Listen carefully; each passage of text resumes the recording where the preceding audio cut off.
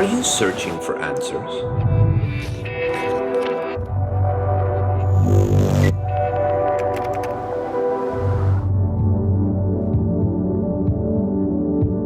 Discover your true identity.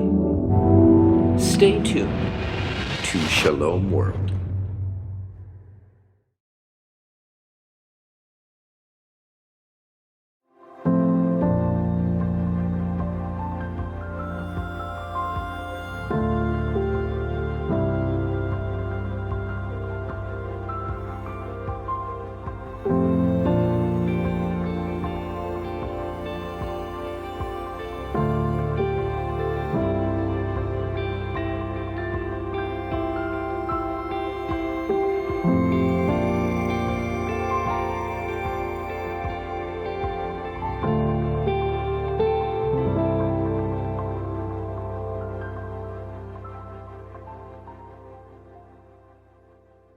Welcome to St. John's Gospel.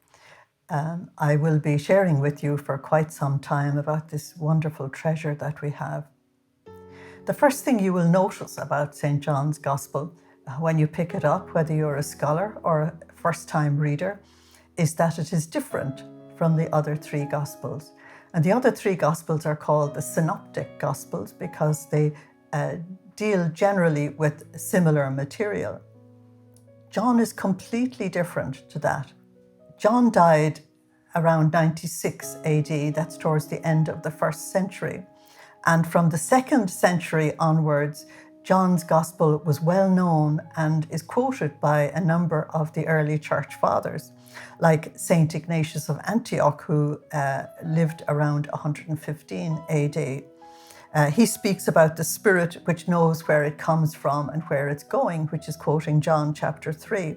He also quoted John 1, 7 and 8, for example. Saint Polycarp and Saint Justin, who lived around that time as well, they also quoted John.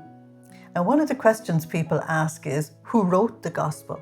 And so when we're dealing with the authorship, you have to remember that many of the books of the Old Testament who have a name attached to them may not be written by that person. For example, the first 5 books of the Bible come from Moses, but the name Moses isn't actually on any of the texts.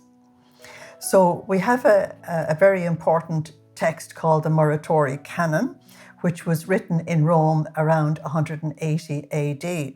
And in this text, you will read these words: "The Gospel of John was communicated and proclaimed to the church by John himself during his own lifetime." Now, he died in 96 AD. So that means that the gospel was proclaimed before that and the gospel was put together before that. And this quotation that is in that book comes from Papias of Hierapolis, and this man was a disciple of John. We also have Saint Irenaeus of Lyon around 130 AD, who knew Polycarp. He said that John, the disciple of the Lord, who had even rested on his breast, he himself published a book, a gospel, while he was living at Ephesus. So we now have an author and we have a place, that it was John and that he was living at Ephesus and was at the end of the first century. All of that is very important. We have one more, and that is Eusebius, who wrote the ecclesiastical history in the 2nd century. He said that John wrote a gospel after the other gospels had been written. So when you come to from the 4th century onwards, there's just the unanimous tradition that the author of the 4th gospel is John the Apostle. So let's come to the gospel itself. And what you find in the gospel itself is that the author keeps himself anonymous. He doesn't tell you who he is, but he describes himself as the disciple that Jesus loved. In John 13:23, you're told that he leaned on the breast of Jesus at the Last Supper. In John 18, verses 15 to 18, we're told that when Jesus was going on trial before the Sanhedrin, that John was known to the high priest and he was able to go in. but that Peter, being a Galilean, couldn't go in, and John was the one who used his influence.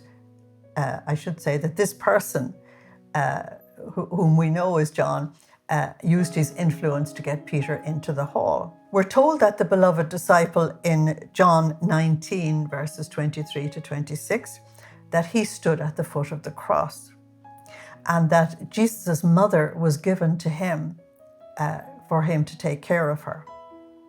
We're told in chapter 20, verses 2 to 10, that this person ran with Peter to the tomb, and that he was the first to believe in the resurrection. In chapter 21, verses 20 to 23, we're told that he was the only one of the disciples who recognized Jesus on the shore when they were coming in from fishing. And in John 21:24, we're told that this beloved disciple is the author of the gospel. I brought in the early church fathers just very briefly because they are the ones who identified this beloved disciple as John, the son of Zebedee, who was martyred in 41 AD. Zebedee was a fisherman in Galilee who did business with the house of Annas in Jerusalem, and he supplied fish to the house of Annas. That's how his son John was recognized, because Zebedee would have sent his sons with the materials to the house. This gospel is one of the greatest treasures, not only in the church, but in the world. It's absolutely incredible. It has been the food and the consolation of all the saints of all time since it was written.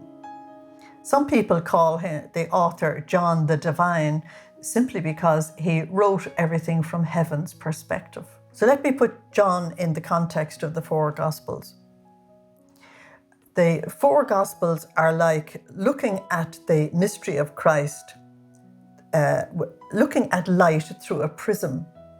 If you put light through a prism, the different colors of light will separate.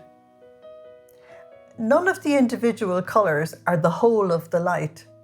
It takes all of those colors together to make the light. And yet each one of those colors of the rainbow are completely authentic.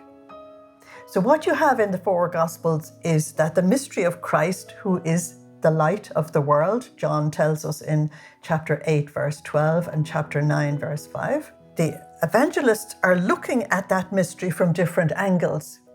Now, each one of those angles is correct, but none of them is the complete thing. And so you need the four Gospels together to make a unified testimony as to who Jesus is. And it's very, very interesting. So let me just give you a very brief thought on this. When you come to Matthew's Gospel, which is placed first, and the placement of a Gospel or any text in the Bible is very important for its interpretation. Matthew wrote his testimony to the people of the circumcision, whom we call Jews nowadays, but they weren't called Jews at the time. And he wanted to convince them that Jesus of Nazareth was their Messiah and that he was the fulfillment of the scriptures. So the whole theme of his gospel is, behold your king.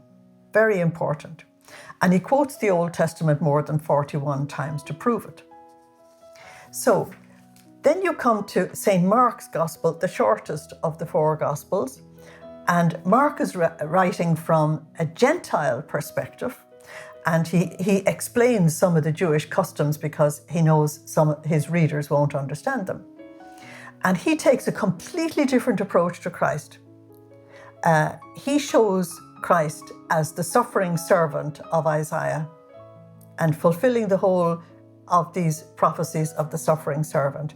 And so his gospel is, behold my servant. There's an immense difference between behold your king and behold my servant. Both of them are correct. And then we come to St. Luke's Gospel. And Luke is also writing from a Gentile perspective, but he's writing with the background of the whole Greek culture behind him.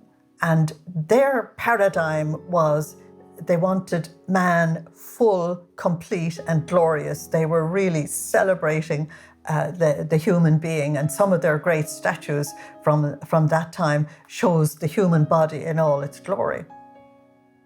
So Luke showed them what a human being was really like. And he wrote the gospel, "Behold the man." It's really fantastic. So he brings out the humanity of Jesus in an absolutely fantastic way. And he tells the whole Greek world, listen, if you want to know what a man looks like, this is it.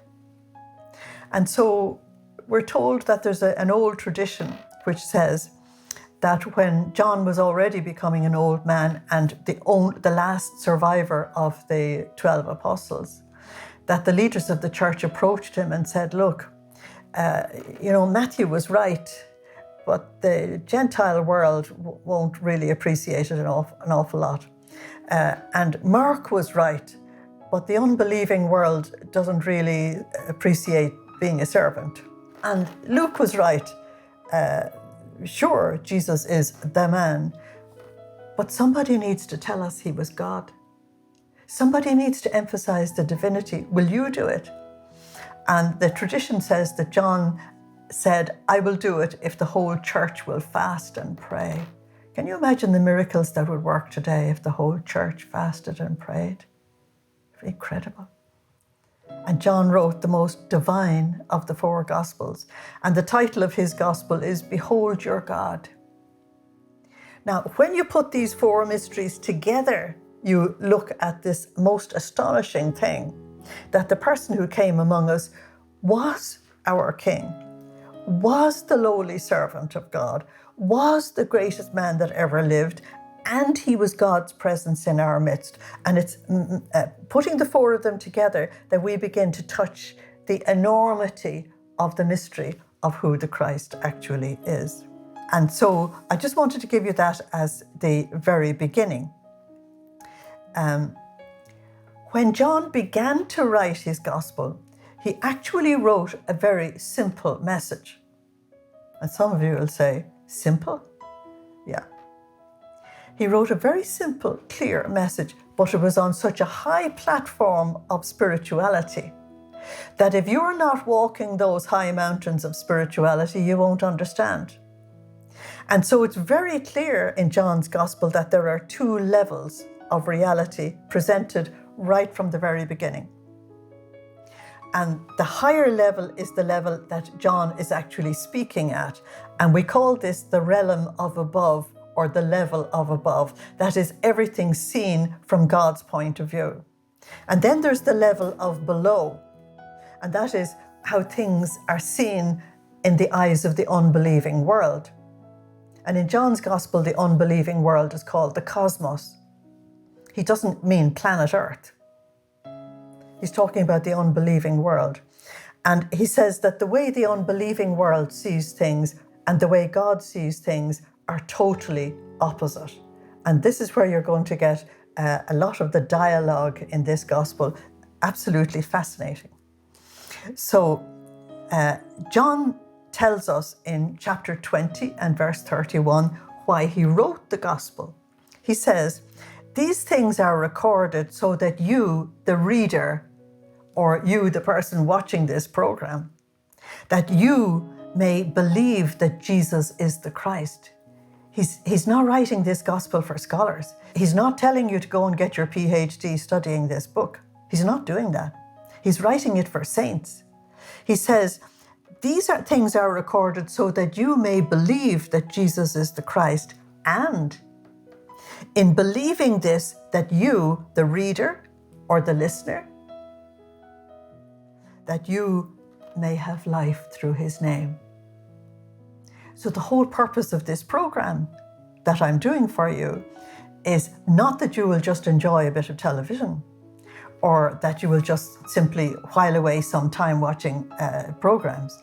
It is that you will receive the life that the Lord intended you to receive in hearing this message. And so it will be very important for us who are watching this program to pray, to be in contact with the Lord.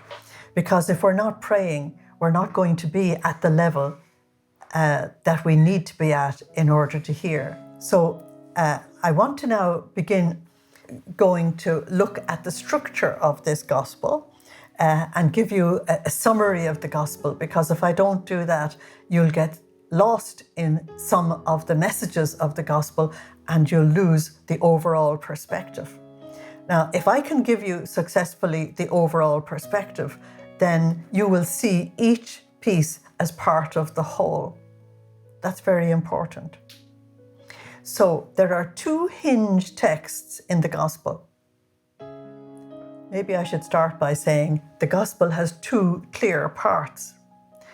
The first 12 chapters are called the Book of Signs, and the rest of it is called the Book of Glory. In the Book of Signs, there's a hinge text, and in the Book of Glory, there's a hinge text. And these two texts hang the whole of the gospel. Okay, the first one is John 1:18. No one has ever seen God. It is the only Son who is close to the Father's heart who has made him known. And in the first half, we're going to hear all about that only Son.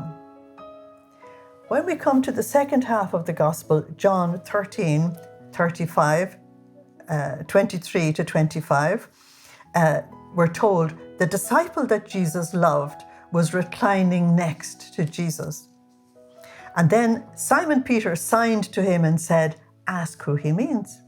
And so leaning back on the heart of Jesus, he said, "Who is it, Lord?"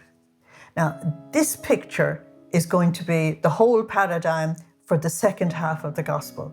So in the first half of the gospel, we have the beloved Son leaning on the heart of the Father for all eternity.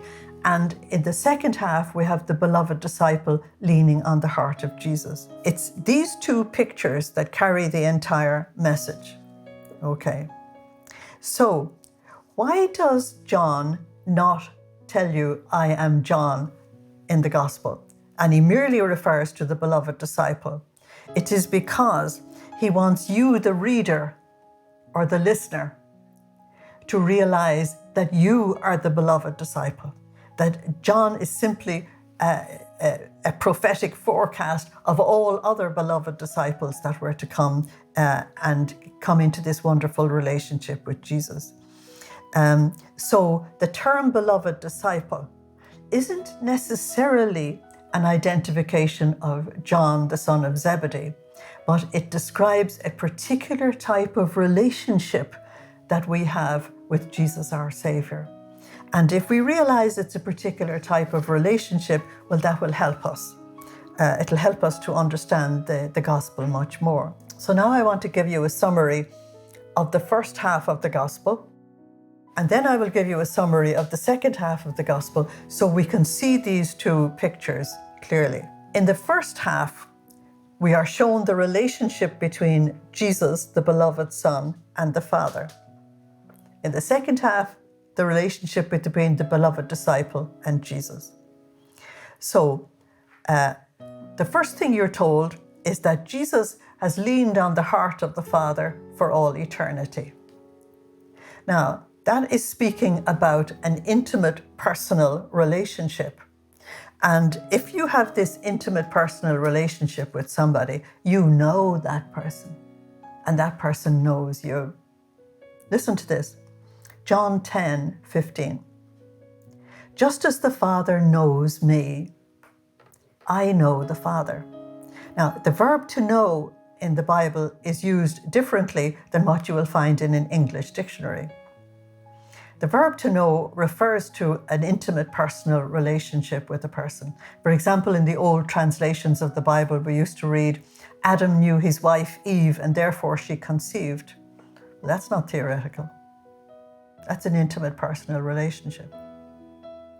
So John 10:38, then you will know for sure that the Father is in me and I am in the Father. So there's the union between the two. And we're going to find that union between the disciples and Jesus afterwards. Finally, he tells us in John 10:29, the Father and I are one. Now, If we just simply look at this statement that the Father and I are one, then you have to realize when I actually bring you into the text that we're dealing with a mystery in which God the Father and God the Son are working together in tandem throughout this entire mystery. And once you have that picture in your mind, you'll read John correctly. The second thing we're told is that Jesus, who is the Word made flesh, had a relationship with the Father in heaven before time began. In the beginning was the Word was with God, and the Word was God. The Father and I are one. And so you'll hear him down in chapter 10 saying, before Abraham ever was, I am. So he had this relationship from eternity. The third thing is that Jesus says he's never alone. He looks alone. He seems to act alone. He seems to operate his authority alone, but he says, no, I am not alone. The Father is always with me. Listen to this. This is John 8:16. If I judge, my judgment is sound because I am not alone. The Father is with me. The one who sent me is with me. So they are working in tandem together. In John 5:19, we read, the Son can do nothing by himself.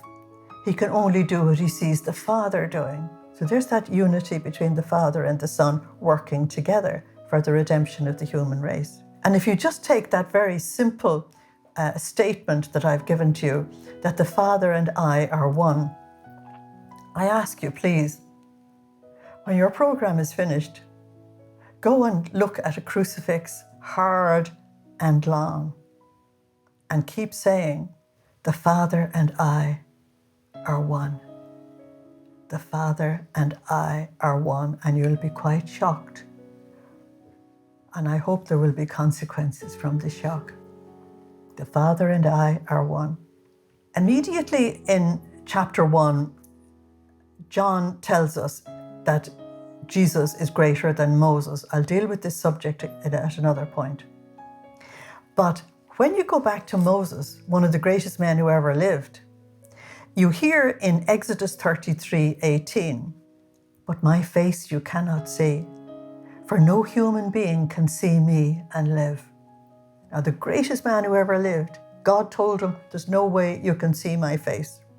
What are you told here in John? The beloved Son has not only seen the face of God, but he has seen him for eternity. He's been forever at the Father's side. Therefore, you cannot compare Jesus with any other human being, no matter who they are, no matter what religion they've set up. Jesus is unique because he is divine and human. We say it correctly in the Gloria, you alone are the Holy One. You alone are the Lord. You alone are the Most High, Jesus Christ, in the glory of God the Father. We say it correctly. So, if Jesus has been in the bosom of the Father for all eternity, then the consequence of this is that he alone can reveal what the Father is like. And he alone can speak authoritatively in the name of the Father. He alone can reveal God's will for us. And he alone can teach us God's word because he's the Word incarnate. And he can show us God's works. Listen to these testimonies from John's Gospel. John 14, verse 9. To have seen me is to have seen the Father. John 5:19. I do what I see the Father doing. John 5:30. My aim is not to do my own will, but to do the will of him who sent me. John 5:36. These works that I do, these works of mine, they testify that the Father has sent me. He's doing divine works. John 5:42. I have come in the name of my Father. John 7:16. The teaching is not from myself. It comes from the one who sent me. I'm going to stop here and I will take this up in our next episode, giving you a summary of what we find in the second half of the Gospel. Thank you for being with us. The work of Shalom is an essential part and a powerful part of the work of evangelization, of promoting the objective of sharing the good news of the gospel, the joy of the good news of the gospel and its promise of salvation in this life and beyond death in the new life of the risen Lord. Its evangelization of culture and civilization is a most important objective for the people of God and the church right around the world. In this 21st century, when the human family is battered by so many forces of change, of uncertainty, forces which seem to threaten and menace hope, the hope of the risen Christ and of the good news of the gospel is something which has to be shared not only between individuals, but with communities of peoples right around the nations of God's earth. May the Lord bestow his blessing on the work of Shalom, on all who are associated with it, and also indeed on all those who through their charity and kindness support its most important work.